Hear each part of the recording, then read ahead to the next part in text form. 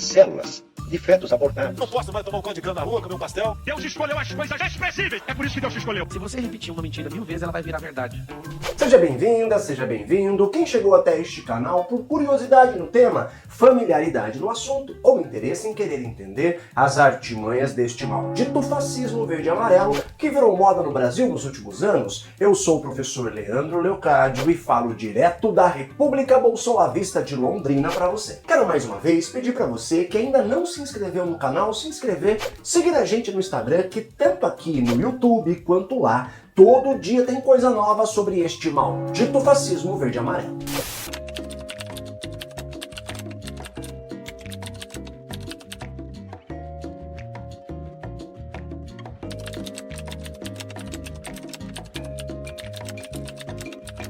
Vamos esmiuçar então a lógica bolsonarista da imunidade de rebanho e dos 70% de brasileiros contaminados. Na lógica do negacionismo fascistoide, essas pessoas infectadas, caso sobrevivessem a esse contágio, estariam posteriormente imunes, não se contaminariam novamente, podendo assim viver plenamente suas vidas sem usar máscaras, sem precisar fazer confinamento ou isolamento e, principalmente, sem correr o risco de virar jacaré tomando vacina por aí. Sendo assim, cerca de 70% da população brasileira iria se contaminar mesmo e não tinha como evitar. Afinal, nessa ideia de imunidade de rebanho propagada, estimulou-se a socialização e não o isolamento social. Fazendo uma conta básica de matemática, 70% representa um número aproximado de 150 milhões de brasileiros contaminados. Afinal, somos uma população de pouco mais de 200 milhões de pessoas. No auge da pandemia, e levando em consideração os dados da época,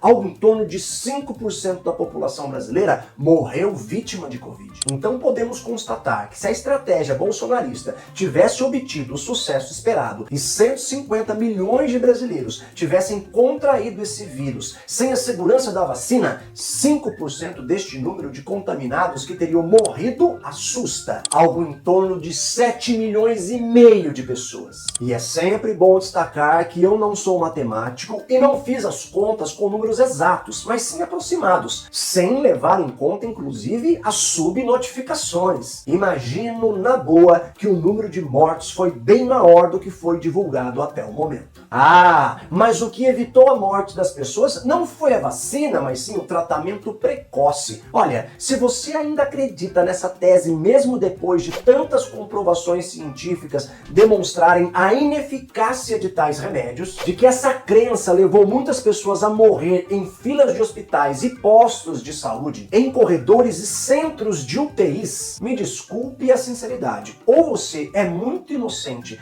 e se alienou completamente com o bolsonaro fascismo de nosso tempo, ou é mau caráter mesmo. Será que esqueceu, não acredita ou não se comoveu com o que aconteceu, por exemplo, em Manaus?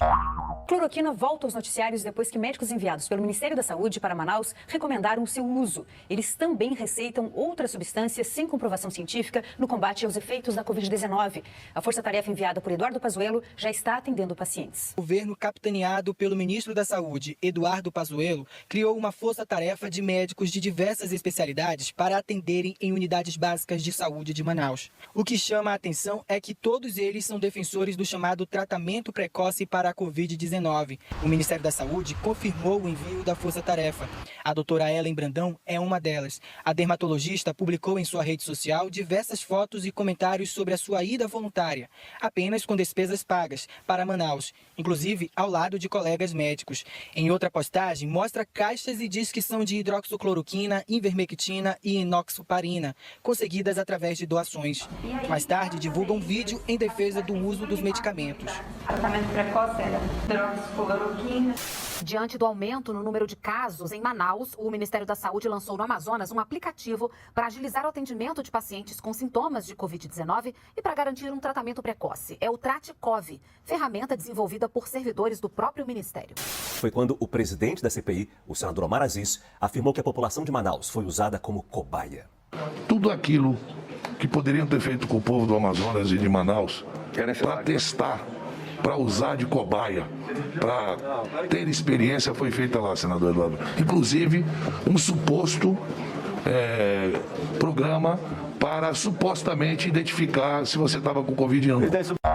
Infelizmente, o que ocorreu em Manaus é um trágico exemplo do que acontece na vida das pessoas quando ideias estúpidas são reunidas, defendidas, posteriormente propagadas e colocadas em funcionamento por negacionistas. Imunidade de rebanho, 70% se contaminar, isolamento social é besteira, tratamento precoce, tudo isso junto e replicado inúmeras vezes nas redes sociais por aqueles que deveriam ser o exemplo máximo de como lidar com este momento específico de nossa história, causou uma das maiores tragédias humanitárias do Brasil e do mundo. Na capital do Amazonas, essa irracionalidade fez com que gente incapaz e despreparada substituísse a busca urgente por oxigênio por um tratamento ineficaz e sem qualquer respaldo científico. Olha, se Bolsonaro não for visto como o genocida que é, tem alguma coisa muito errada acontecendo. Mas, como eu acredito sempre na incrível capacidade humana de ressignificar a própria existência, mesmo com esse maldito fascismo verde e amarelo querendo destruir por completo esta esperança que tenho, a história de Katalin Karikó e Drew Weissman, vencedores do Prêmio Nobel de Medicina de 2023, é um grande exemplo que pode contribuir para o melhor esclarecimento daqueles que ainda hoje insistem em defender o negacionismo científico bolsolavista. A bioquímica húngara Katalin Karikó e o médico norte-americano Drew Weissman receberam o Prêmio Nobel de Medicina de 2023 por descobertas que levaram ao desenvolvimento em tempo recorde de vacinas eficazes contra a Covid-19. A dupla encontrou uma maneira de modificar o RNA mensageiro, que carrega o código genético do vírus. Ao contrário das vacinas tradicionais, que utilizam vírus enfraquecidos ou pedaços de proteínas, pela técnica, é criado um RNA mensageiro sintetizado em laboratório e ele leva instruções para as células agirem e produzirem anticorpos. Alvo de pesquisas há mais de 30 anos, a tecnologia de RNA mensageiro recebeu atenção e investimentos durante a pandemia. Foi essa pesquisa científica de décadas que permitiu o desenvolvimento de uma tecnologia revolucionária que acelerou o processo de fabricação de vacinas e que foi agraciada com a maior premiação que um cientista pode almejar, que salvou a vida de milhões de pessoas mundo afora. E não uma tese tresloucada e mentirosa que contaminou a mente de milhões de brasileiros que acreditaram nas ideias idiotas de fascistas. Este fato põe por terra, portanto, as mentiras que desacreditaram a eficácia das vacinas produzidas de forma tão rápida como nunca antes se viu na história da humanidade. Aliás, mentiras sobre vacinação já vinham sendo espalhadas aos montes antes mesmo da Covid aparecer. O movimento antivacina, que ganhou corpo no final do século XX e entrou com força no século XXI, fez com que doenças controladas pela prática da vacinação, como sarampo e poliomielite, por exemplo, voltassem a preocupar nossas autoridades. E adivinha só quem era expert em espalhar mentirinhas assim? Ele mesmo, o guru fascistoide do bolsonavismo que morreu de Covid. Saca só. O falecido Dr. Carlos Armando de Moura Ribeiro dizia explicitamente: vacinas matam ou endoidam. Nunca dê uma a seu filho. Se houver algum problema, vem aqui que eu resolvo. Caso não tivéssemos nos levantado contra esta enxurrada de absurdos e exigido de nossas autoridades um compromisso sério com algo que há anos fazemos sem questionamento, que é se vacinar, e 7,5 milhões de brasileiros tivessem perdido suas vidas, este seria um dos maiores eventos genocidas da história. Algo que seria comparado às piores tragédias humanitárias que ocorreram, tais como ao que Hitler fez aos judeus na Alemanha nazista, Leopoldo II com os congoleses durante o imperialismo europeu, os turcos fizeram com armênios, o que Stalin fez com ucranianos e tantos outros exemplos. Nada me tira da cabeça que as atitudes e falas de Bolsonaro pregando a não vacinação e questionando a eficácia das vacinas, indo contra a importância do isolamento social e da utilização de máscaras, e promovendo aglomerações a dar com pau, foram condições essenciais para a morte de centenas de milhares de pessoas. E é sempre bom reforçar que uma parcela significativa de brasileiros que sobreviveram e ainda não abandonaram seu mito de Araque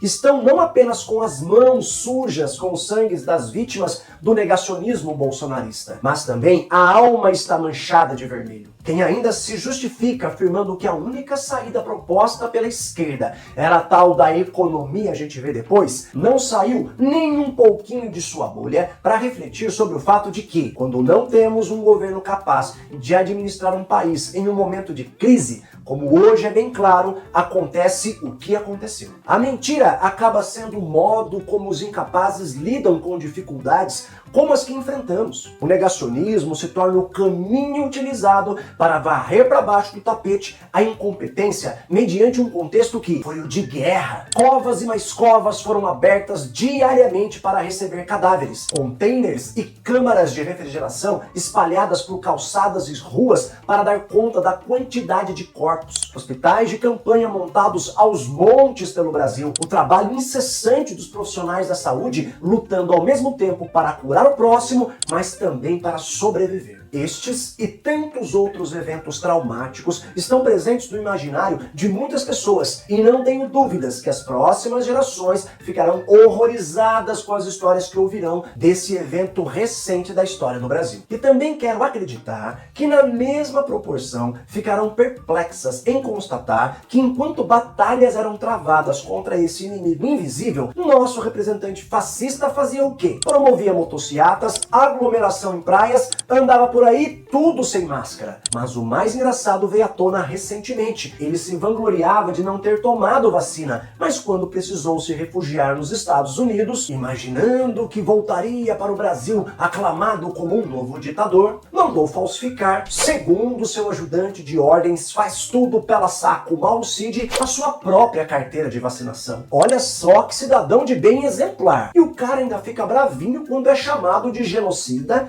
negacionista, fascista. Já o seu guru, veja só como são as coisas. Provou do próprio veneno fascista e acabou morrendo vítima deste vírus que ele dizia ser uma falácia propagada pela grande mídia. E quando digo que o cara morreu de Covid, eu levo em consideração que a própria filha do cara disse, mas sabe o que os negacionistas bolsolavistas propagam por aí? Retórica chula, é claro. Espalharam para seus seguidores que Olavinho não morreu de Covid, mas com Covid. Eles não negam que ele foi diagnosticado com Covid-19 antes de sua partida, porque isso foi alardeado aos quatro cantos, mas se recusam a aceitar que o cara morreu devido a complicações advindas deste contágio. Cá entre nós, acredito humildemente que se ele tivesse morrido por motivos que não estivessem ligados a este vírus maldito, seus seguidores não teriam que criar um malabarismo retórico para negar o óbvio, não é mesmo? Tá vendo só? É por essas e outras que a gente não pode titubear com o fascismo, senão corre o risco de se alinhar com negacionistas genocidas.